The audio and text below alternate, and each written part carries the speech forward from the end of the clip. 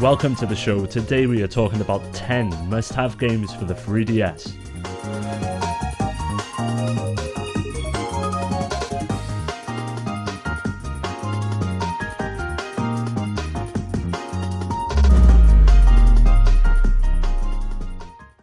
Okay, this has to be one of the best platformers I've played in a while. I'm a huge fan of the Kirby character, and it's great to see him spring to life in the glorious 3D effect present within the game. Released in 2014, Kirby Triple Deluxe is a return to the classic gameplay in which the player controls Kirby and the objective is to get to the end of a stage by using a ton of different abilities. The star of the show has to be the new Hypernova ability, which sees Kirby inhaling literally everything in his path, including trees and otherwise unmovable objects in order to advance. As with most Kirby games, there are bonus levels at the end of each stage that can reward you with stars and recovery items, as well as keychains that serve as the in-game collectibles, and there's a ton to collect. The usual core mechanics of the series shine with a new 3D twist, which sees enemies emanating from the background and foreground. The only downside to this entry in the series has to be the lack of difficulty in the game, but I'll put that down to the fact that I'm probably a lot better at Kirby games than your average casual player. All in all, this is a great release and would be a great addition to your collection.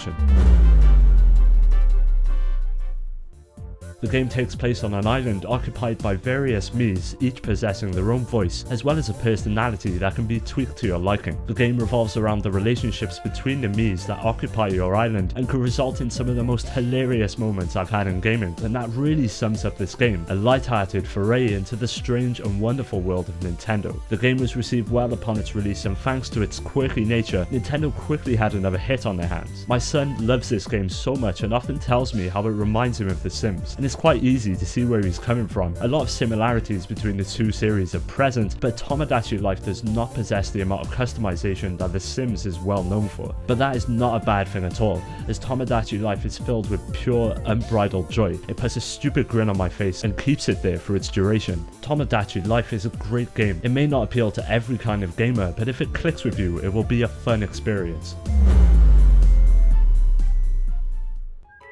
Developed by Arzest and released on the 3DS in 2014, Yoshi's New Island sees everyone's favourite green dragon saving the day again. The gameplay is similar to the previous entries in the series for the SNES and DS, involving Yoshi having to reach the end of each level, all the while taking care of a baby Mario on his back. To fend off enemies, you can throw eggs and even transform into one of the several vehicles that are included as a new feature in the game. There are 6 in total: a hot air balloon, a helicopter, jackhammer, minecart, bobsleigh and a submarine. They all possess their own unique attributes and can help you to get out of some sticky situations. With up to 54 levels to take on, the adventure by no means is a short one and will keep you busy for quite a while. As with Kirby Triple Deluxe, the difficulty is not really there for veteran platformers, but that's not to say you will not have fun. It's just a shame Nintendo keep on downplaying the difficulty with releases, but hell, that might just be me spending way too much time playing these games.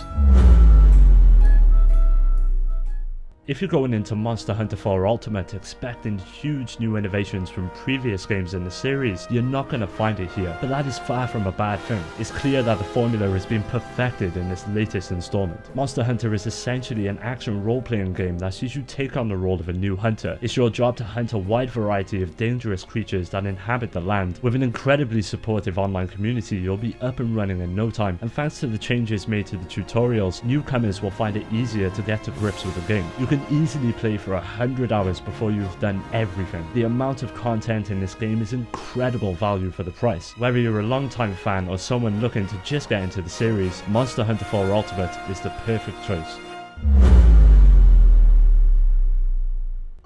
Animal Crossing New Leaf was the first game I picked up for the 3DS, as I have always been a huge fan of the series and wasted countless hours with the GameCube and DS versions of the game. In Animal Crossing, you're tasked with cultivating a small village and building a thriving community. You take the role of a mayor and are tasked with completing various activities brought forward by the village's occupants. These activities are known as public work projects or audiences, the former supplying the player with funds from the town's occupants that allows you to construct new objects such as bridges, fountains and facilities like like police stations and cafes, the latter providing the player with a way to customize the way in which their town operates by passing laws such as encouraging the citizens to plant more flowers and making shops open either earlier or later. By completing these, you receive bells which can be used to purchase items such as clothes and furniture, or paying towards loans that can be used to renovate your house. Many changes were made to the formula that up to this point had made the series so popular. The inclusion of even deeper customization for the character as well as your surroundings was a welcome change. With its extremely addictive nature, Animal Crossing is a game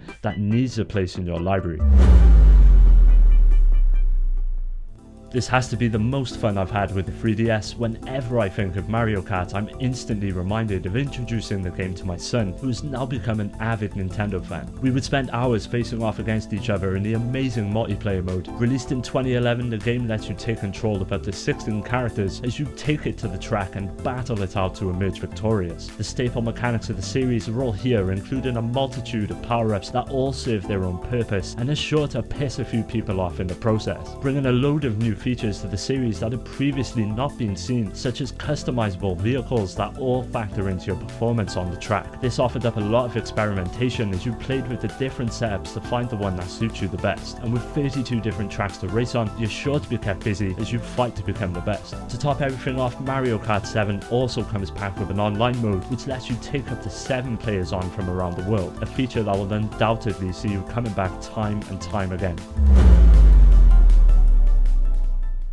Pokemon Sun and Moon are the latest Pokemon games to be released and allow you to embark on a new adventure as a Pokemon trainer. Set in the tropical Alola region, the game feels fresh and has to be one of the most impressive upgrades to the series in quite some time, featuring a multitude of new features, one of note being the new Z-move mechanic, which sees the player having the ability to call upon their Pokemon through the use of a Z crystal, which results in some Final Fantasy style epicness as your Pokemon fills the screen with a devastating attack. As expected, when there is a new Pokemon game, you can always count on a ton of new monsters to occupy the world. But what makes Sun and Moon different is the inclusion of region-specific Pokemon. This sees fan favourites appearing but with different attributes. For example, Rattata in this version forgot to shave, and Grimer is a completely different colour. These little adjustments add a bit of charm to the game, and as a long-time fan of the series, it was a nice addition to see some of my favourites with a new look. But what truly makes Pokemon Sun and Moon different is the exclusion of gyms, instead being replaced by trials that must be completed in order to advance in the game. This truly mixes up the established formula and was a great way to help the game feel fresh along with its new look. Here's hoping the rumoured Switch version comes to fruition.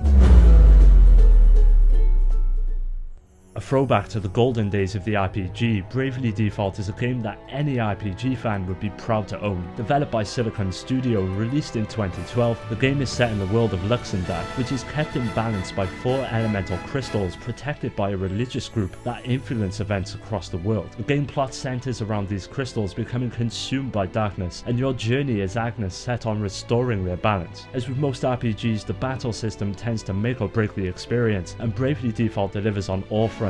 When considering its return to turn-based combat, the use of magic weapons and items are all present, but what really mixes things up is the amount of different jobs available in the game. 24 in total can be found, ranging from the agile Valkyrie to white and black mages that respectively specialise in healing and fighting magic. As expected, each job has its own strengths and weaknesses and can affect the outcome of battles. This really adds a huge amount to the game, as half the battle is finding a job that suits your playstyle just right. As mentioned, if you're a fan of the genre, this one is a no-brainer and completely deserves a place in your collection.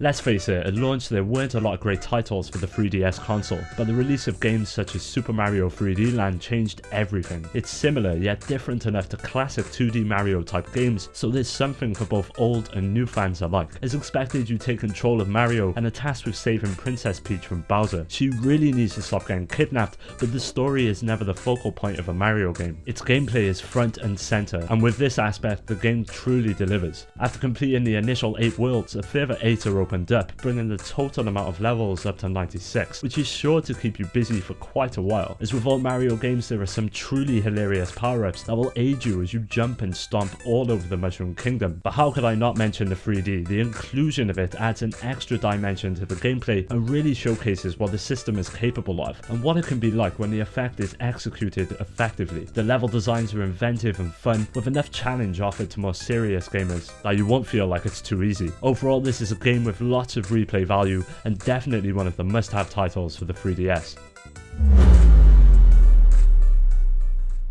Ocarina of Time holds a special place in my heart, and having the ability to replay that entire adventure with updated visuals and on a handheld was a proposition I could not pass up. As you would expect, Ocarina 3D includes everything the N64 title offered, as well as a few extras aimed at helping the players should they get stuck in the form of the Sheikah stones that litter the environments. A cool addition if you were playing the adventure for the first time and haven't got a clue where to go. The controls are tight and translate well to the 3DS hardware, with actions feeling natural as well as the Ocarina being a joy to play, using the shoulder and face buttons. Seriously, there's nothing better than just chilling out in Hyrule and coming up with your own Ocarina melodies. It managed to remind me of the countless hours I spent doing this on the N64 and was a real trip down memory lane. But if you're one of the people that have not got around to playing it, I would recommend the 3DS release, as it's a lot cheaper to pick up, and of course with all the updates it makes it the definitive edition.